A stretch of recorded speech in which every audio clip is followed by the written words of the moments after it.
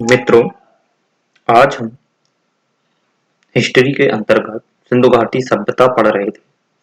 उसी में मैंने पढ़ा था आर्थिक जीवन, सामाजिक एवं राजनीतिक जीवन। आज हम जो पढ़ाएंगे आपको वो पाएंगे धार्मिक जीवन कि सिंधु घाटी सभ्यता के लोग किस प्रकार पर विश्वास करते थे, धर्म पे किस प्रकार का उनका विश्वास था। उसमें आप दार्शनिक देख सकते हो, क्रियात्मक देख सकते हो। दार्शनिक में सोच, चिंतन, राइट। इसी में लौकिक, पारलौकिक जैसी चीजें देखने को मिलती है, फिलॉसफी वहां पे देखने को मिलती है। क्रियात्मक में जैसे एक व्यवहारात्मक रूप में जो वो अपने धर्म को अपनी आस्था के रूप में जिसे पूजते थे। तो ये जो वहां पे गतिविधियां देखने को मिली हैं उस समाज में, उस वहां की व्यवस्था में, तो किस प्रकार से थी। तो जैसा कि आप जानते हो कि धार्मिक से अगर कोई चीज तुलना की जाती है तो धर्म का अर्थ यही है धारण करना। वो धारण किस चीज से करते हैं, तो उनकी अपनी फिलॉसफी हो सकती है। अब वर्तमान में अगर धर्म से जोड़ा जाए तो अपना यहाँ एक अपना एक धर्म एक अलग है। गीता में जो धर्म का शब्द एक अलग है, वो धर्म निरपेक्ष शब्द एक अलग है। लेकिन धर्म का एक तात्पर्य यही है कि धारण करने वाला। अब कुछ भी एक आस्था के रूप में अगर हम किसी को सापेक्ष मान के धारण करते हैं, उसे अपना मानते हैं, तो ये व्यक्त करता है कि उसने धर्म को धारण किया है या उस धर्म से जुड़ी जितनी भी आस्थाएं हैं एवं फिलॉसफी हैं जो पूजनीय है, जो पूजा योग भक्ति योग्य है, उन्हें धारण कर लेते हैं, तो वो क्या है, एक धर्म है। तो उस टाइम की जो जो लोग हुआ करते थे सिंधु घाटी सभ्यता में, तो वो भी धर्म को मानते थे। तो उनका धर्म किस प्रकार का था, तो उसमें आप समझते हैं कि जो सिंधु घाटी सभ्यता थी, तो सिंधु घाटी सभ्यता में जो धर्म था वो दो प्रकार का था। एक दार्शनिक था। दार्शनिक मतलब एक चिंतन योग, यानी कि इसे हम बोल सकते हैं चिंतन, राइट। या इसे हम बोल सकते हैं एक सोचने विचार करने की प्रक्रिया।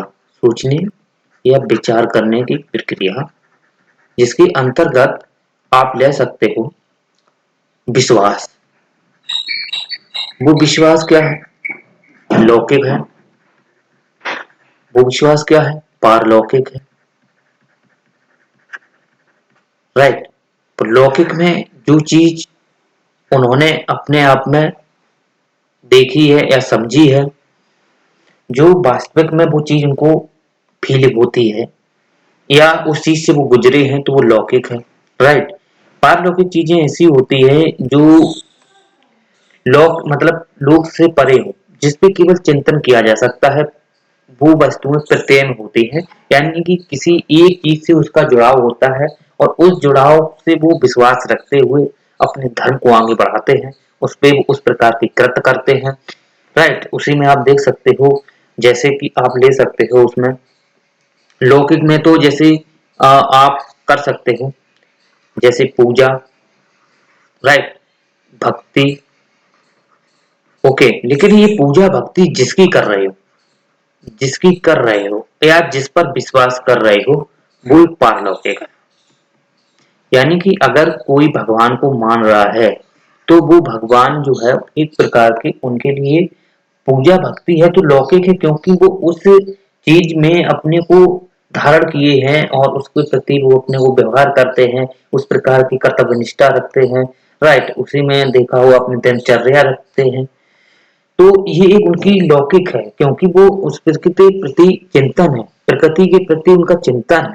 लेकिन वो प्रकृति क्या है, कहाँ से आई, कैसा है, ये एक पारलौकिक है। वो एक सोच से परे है, लेकिन हम उस पर विचार कर सकते हैं कि कोई चीज है। उस चीज को मानते हुए हम आगे बढ़ते हैं और उस पे जो भी चीजें लोग करते हैं या विचार करते हैं, तो वो वास्तविक है या काल्पनिक है। तो वो वास्तविक चीजें तो उनकी पूजा भक्ति पे ही है, क्योंकि वो वास्तविक में करते हैं पूजा भक्ति।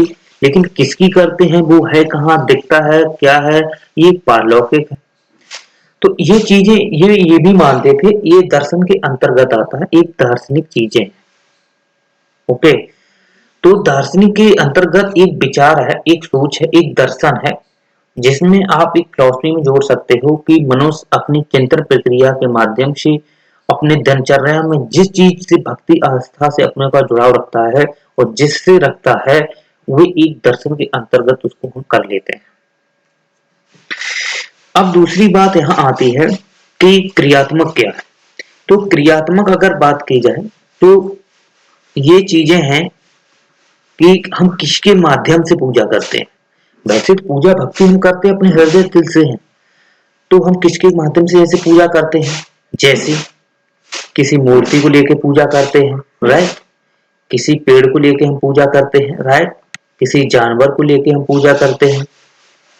तो ये क्या है, ये इसकी क्रियात्मक तत्व है, क्योंकि हम जिस क्रियाओं को शामिल किए हैं, वो मूर्ति है, पेड़ है, जानवर है, हम उनको शामिल कर लेते हैं और उनसे उन्हें हम अपना एक साधन बना के भक्ति और पूजा में एक लौकिक चीजें जोड़ के तो हम पारलौकिक को ध्यान में रखते हैं। तो क्रियात्मक और दार्शनिक एक दूसरे के क्या है, एक जुड़ाव रखते हैं और ये जो जुड़ाव है यही एक आस्था का प्रतीक है। तो आस्था में विकास करने में या ईश्वर तक पहुंच करने में इन दोनों की एक भूमिका रहती है। अगर क्रियात्मक समूह को नहीं लिया जाता है तो ऐसा नहीं है कि इस दर्शन के माध्यम से ईश्वर तक नहीं पहुंचा जा सकता, बिल्कुल पहुंचा सकता। पूजा भक्ति के माध्यम से, चिंतन के माध्यम से हमें किसी का साधन नहीं बना, हमें पूजा भक्ति का साधन बनाना है। कोई क्रियात्मक तत्व नहीं लेना है, मूर्ति की पूजा नहीं करना, कोई जानवर की कोई पेड़ की नहीं करना है, तब भी हम ईश्वर तक प्राप्त कर सकते हैं। हालांकि ये चीजें जो है ये मानते थे, पेड़ की पूजा करते थे, जानवर की पूजा करते थे, मूर्ति की भी पूजा करते थे। वैसे तो मूर्ति के ज्यादातर देखा जाए तो ये भूगर्भ देवी एक मूर्ति है, उसकी ये पूजा करते थे। जैसे आप दे सकते हो, ये भूगर्भ देवी है, यानी भू माने पृथ्वी, जो पृथ्वी के गर्भ से जो पेड़ उग, जो गर्भ पृथ्वी के गर्भ से क्या है पेड़ उगता दिखाई दिया है, उसकी ये क्या करते थे, पूजा करते थे, राइट। अब बात ये आती है कि इसे भूगर्भ को हम एक उर्वरा नाम भी देते हैं, जो उर्वरा देवी है वो एक्चुअली में पृथ्वी है। तो हम कह सकते हैं कि ये देवी के रूप में पृथ्वी को पूजते थे, देवी के रूप में पृथ्वी को पूजते थे। और पृथ्वी एक प्रकार की देखी जाए तो प्रकृति है, तो ये प्रकृति को ही पूजते थे, यानी कि प्रकृति पूजा ये करते थे, उस पर विश्वास करते थे।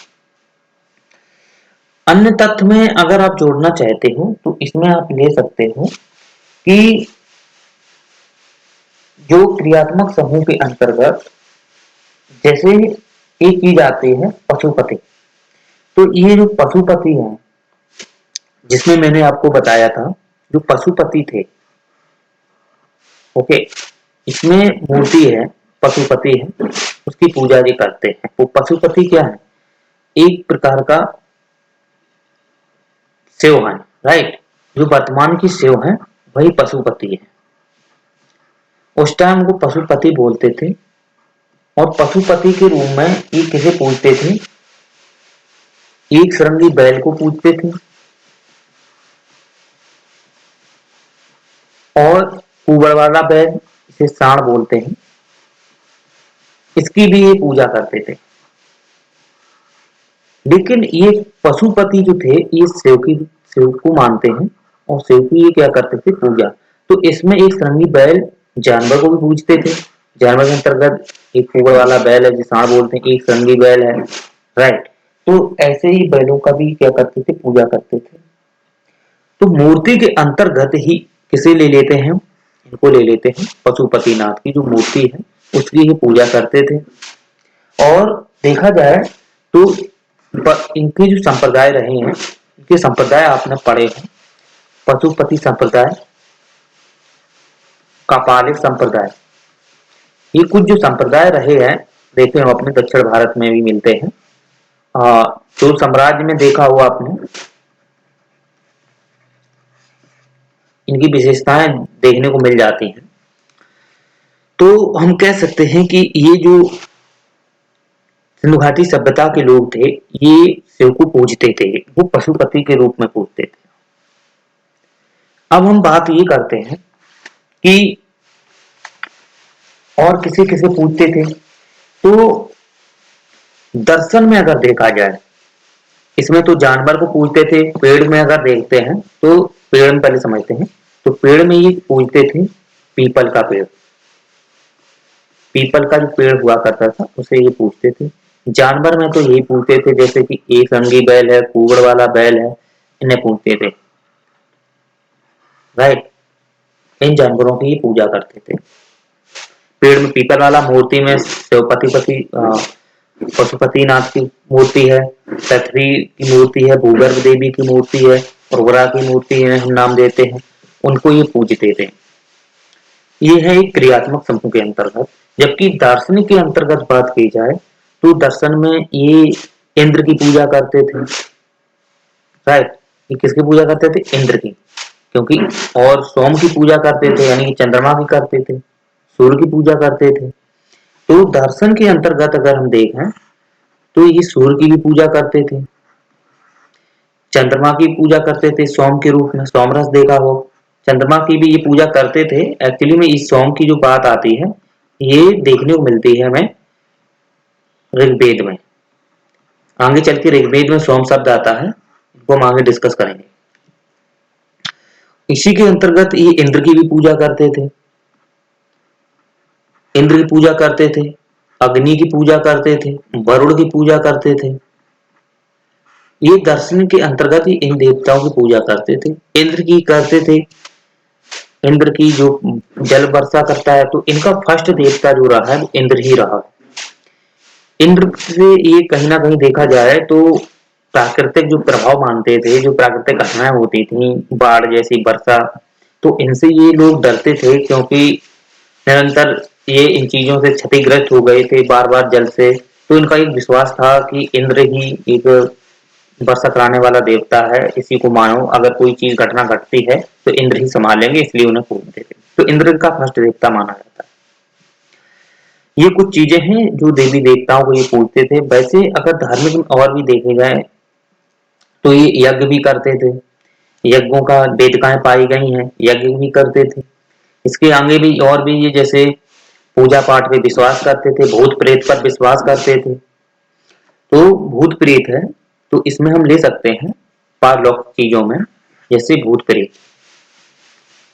तो ये जो भूत प्रेत हैं इन पे क्या करते थे, ये विश्वास करते थे। तो आप समझ सकते हो कंडीशनल बेस पे कि इनके अंदर जो भावनाएं थी ईश्वर के प्रति या श्रद्धा थी, वो उस प्रकार की ये मानते थे।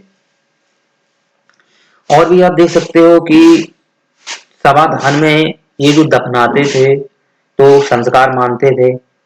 राइट, संस्कारों पर इनका विश्वास था और ज्यादा से ज्यादा इन्होंने संस्कृति को बढ़ावा देने का प्रयास किया है। और उसी में धर्म से जुड़ी जो भी इनकी प्रक्रियाएं थी उनको ये सदैव विश्वास करते थे। लौकिक पारलौकिक चीजों पे इनका एक विश्वास था, लौकिक में तो आपको बताया, पारलौकिक में भी आपको बता दिया। तो ये कुछ इनकी जानकारी है धार्मिक समुदाय से, धार्मिक इनका जो धार्मिक जीवन था सिंधु घाटी सभ्यता के लोगों का। इसमें कोई ज्यादा कठिन नहीं है, बस नॉर्मली है, थोड़ा आप समझते हो तो कोई दिक्कत नहीं आएगी। अब हम बात करते हैं कि ये क्षति क्यों हुई, इसकी क्षति होने के क्या कारण रहे हैं, इनके पे थोड़ा चर्चा करते हैं। तो जैसा आप जानते हो कि कोई भी चीज है अगर वो बनती है तो बिगड़ती निश्चित है, ये तो प्रकृति का नियम ही है। लेकिन कुछ उसमें हस्तक्षेप मनुष्य के होते हैं, तो ये नहीं कहा जा सकता है कि इग्नोर तो नहीं कर सकते कि अगर मनुष्य हस्तक्षेप करता है तो प्राकृतिक घटनाएं नहीं बढ़ती, अवश्य बढ़ती हैं। लेकिन उस समय पहले कोई ऐसी चीजें उनके पास नहीं, उद्योग या कोई ऐसी आक्रामक कोई गतिविधियां नहीं थी, ना कोई ऐसे बहुत चीजें जैसे होती हैं डेवलप में जो उनके विकास के क्रम में गुजर रही हूँ, ऐसी चीजें नहीं थी उनके पास ताकि ये प्रकृति को अपनी ओर आकर्षित कर सकते थे। लेकिन चीजें ये हैं कि कुछ चीजें ऐसी होती हैं जो प्रकृति द्वारा देन है और उनसे ही प्रकृति स्वयं नष्ट कर देती है। ये चीजें देखने को मिल जाती हैं। तो सबसे पहले हम इनके नष्ट होने के कारण को थोड़ा समझ लेते हैं। तो अलग अलग जो विद्वान रहे हैं, उन्होंने इसके अलग अलग मत दिए हैं। जॉन मार्शल ने भी मत दिए हैं, अर्नेस्ट ने भी अपने मत दिए हैं। तो किसी ने आग से बताया है, किसी ने बाढ़ से बताया है, तो इनके अपने अपने विचार रहे हैं। लेकिन जो पुष्टि की गई है, ज्यादातर देखा जाए तो बाढ़ आग से ही रही है। तो इनका सबसे बात है कि ऑलरेडी मैंने आपको बताया था, जो जो पूर्वी टीला हुआ करते थे, वहां पे निरंतर क्या होती रहती थी, बाढ़ आती रहती थी। जो नदियां थी उनसे प्रभावित होते रहते थे क्षेत्र, ऑलरेडी मैंने आपको बताया था। और मोहनजोदड़ो कई बार 7 बार क्षतिग्रस्त होगा और पुनर्जीवित उसे फिर किया गया, पुनर्निर्माण उसका करते रहते थे। तो यही चीजें हैं कि निरंतर एक प्रभाव तो यही है, मुख्य कारण मानते हैं कि बाढ़ का प्रभाव है।